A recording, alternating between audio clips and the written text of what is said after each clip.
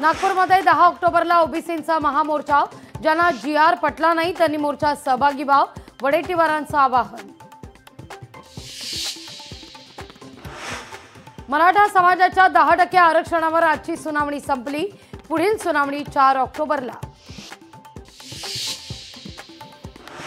उद्या होणाऱ्या भारत-पाक सामन्यावरून ठाकरेंची शिवसेना आक्रमक। माझं कुंकू माझा देश म्हणत ठाकरेंची शिवसेना उद्या उतरणार रस्त्यावर। कुरडू-मुरुम उत्खनन प्रकरण आणि या प्रकरणी नवा ट्विस्ट। अंजना कृष्णांना चुकीची माहिती देण्यात आल्याचा माजी सरपंचांचा दावा।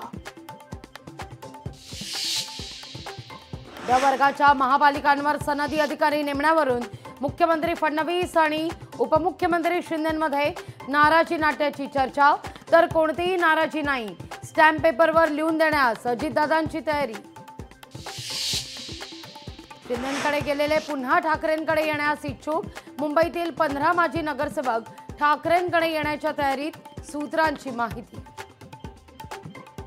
भाजपकडून प्रदेशाध्यक्षानंतर आता प्रदेश कार्यकारिणी नव्यानं निवडली जाणार।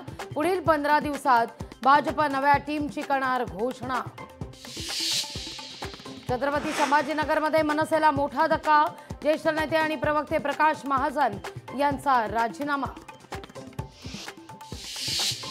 सोलापूरमधील माजी उपसरपंच गोळीबार प्रकरण। पूजा गायकवाडच्या पोलीस कोठडीत 2 दिवसांची वाढ। आणि पंतप्रधान नरेंद्र मोदींनी घेतली आहे मणिपूरमधल्या पीडितांची भेट। लहानग्यांशी साधलाय संवाद। पंतप्रधान मोदी 2 दिवसीय मणिपूर आणि मिझोरामच्या दौऱ्यावर।